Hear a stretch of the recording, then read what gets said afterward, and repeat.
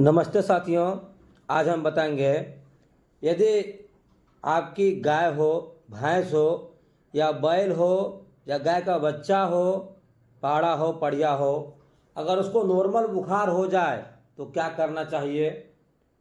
सबसे पहले देखिए, स्क्रीन पे हम बुखार की जांच कर रहे हैं। ये जो अभी आप स्क्रीन पे देख रहे हैं, यह एक बैल है जिसको बुखार हो गई है, यानी बुखार इसको है। तो देखिए, बुखार चेक करने के लिए सबसे पहले हम यहाँ पे थर्मामीटर को रेक्टम में डाले हैं, यानी पशु जिस होकर गोबर करती है आपको उसमें थर्मामीटर को डालना होगा और हल्का टेढ़ी करनी होगी, तभी आपको रियल टेम्परेचर आएगा। नहीं तो कभी कभी गोबर का भी टेम्परेचर आ जाता है। तो देखिए, इसको 105 डिग्री फ़ारेनहाइट बुखार है। तो बुखार है, तो बुखार में पशु का सिम्टम कैसा दिखता है हम आपको ये भी बताते हैं। और बुखार में हम कुछ इंजेक्शन का प्रयोग किए हैं, तो हम आपको पहले इंजेक्शन के बारे में बताते हैं। देखिए, सबसे पहले हम 30 ml की जो सिरिंज आती है उसको निकाले हैं और साथ में 18 नंबर की निडल का प्रयोग किए हैं। तो बड़ा जानवर हो, 300 केजी का हो, यानी 400 केजी का हो, 500 केजी का हो, यानी 3 कुंटल, 4 कुंटल, 5 कुंटल का हो, तो उसमें आप 18 नंबर का नीडल प्रयोग कर सकते हैं। तो देखिए, हम पहला इंजेक्शन जीट निकाले हैं। हम जो निकाले हैं, जो आप आपको दिखा रहे हैं, वही हम लगाते हैं। और हम आपको बार बार बोलते हैं, हम जो दिखाते हैं वही लगाते हैं और रिजल्ट भी मिलती है। तो आप भी देखिए, आप भी सीखिए। देखिए, पहला इंजेक्शन जीट लगा रहे हैं, वो भी 10 ml लगा रहे हैं। तो इसे हम इंट्रामस्कुलर लगाएंगे और एयर को अच्छी तरह निकाल देना चाहिए, यानी एयर जो होता है उसमें उसको अच्छी तरह निकाल देना चाहिए। और देखिए, इंट्रामस्कुलर कहाँ लगती है, आप ये भी देखिएगा कि इंट्रामस्कुलर इंजेक्शन कहाँ कहाँ दिया जाता है। इंजेक्शन लगभग 3 टाइप से दिया जाता है। इंट्रामस्कुलर दिया जाता है, सबकट दिया जाता है, इंट्रावेनस दिया जाता है। कभी कभी इंट्रा मेमोरी, जब थन में प्रॉब्लम आती है गाय भैंस को, उसमें दिया जाता है। तो आपको ये भी देखना होगा कि इंजेक्शन कहाँ कहाँ लगता है।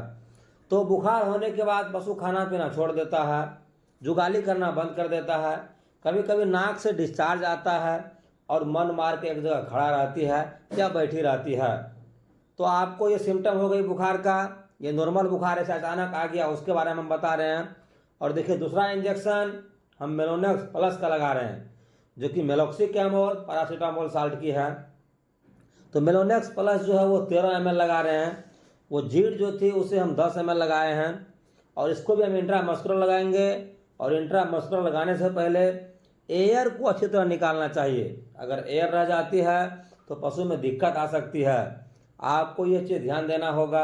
और देखिए, इसको भी हम इंट्रामस्कुलर लगा रहे हैं, गर्दन पे लगा रहे हैं। आप ये भी देखिए कि इंट्रामस्कुलर इंजेक्शन कहाँ कहाँ लगता है। तो इंजेक्शन के अलावा ऐसे आप पहले बोलस भी खिला सकते हैं, जैसे मेलोनेक्स प्लस की बोलस आती है, आप वो दे सकते हैं। इंटामॉक्स एंटीबायोटिक की बोलस आती है, आप वो भी दे सकते हैं। तो पहले आप बोलस का प्रयोग कीजिए, अगर आपका पशु ठीक नहीं हो पाता है तभी आप इंजेक्शन का प्रयोग कीजिए। और देखिए, दूसरा इंजेक्शन ऑक्सीटेट्रासाइक्लिन का लगा रहे हैं, जो कि एक एंटीबायोटिक इंजेक्शन है और ये रामबाण इंजेक्शन माना गया है। आपको ये प्रेग्नेंट गाय में नहीं लगाना है, हम जो अभी लगाए हैं। अगर यहाँ प्रेग्नेंट केस मिले तो ऑक्सी के जगह पे आप प्रोकन पेंसिलिन का प्रयोग कर सकते हैं, मोक्सल का प्रयोग कर सकते हैं। तो हम आपको जो भी दिक्कत आती है हम वीडियो के माध्यम से बताते हैं। और आपको जो समस्या आती है आप हमें कमेंट कीजिए, हम आपको कमेंट के माध्यम से आंसर देने का प्रयास करेंगे। और देखिए, दूसरा इंजेक्शन भी हम इंट्रामस्कुलर लगाए हैं। इतना ही काफ़ी है, अगर इतना आप भी लगाइएगा तो आपका भी पशु ठीक हो पाएगा। और ध्यान रखिए, आप जब भी इंजेक्शन लगाते हैं हमेशा पशु चिकित्सक की देखरेख में लगाएं, पशु चिकित्सक को बुला कर लगाएं, ताकि आप भी सेफ रहें, आपका पशु भी सेफ रहे। तो जीट का 10 ml हो गया, मेलोनेक्स प्लस जो लगाएं वो 12 ml या 13 ml के आसपास था, और ऑक्सी भी 12-13 ml के आसपास लगाएं। इतना लगाने के बाद आपका पशु बिल्कुल ठीक हो पाएगा। आप भी इतना लगाइए। अगर हमारा वीडियो आपको अच्छा लगता है तो हमारे वीडियो को लाइक कीजिए, शेयर कीजिए। धन्यवाद।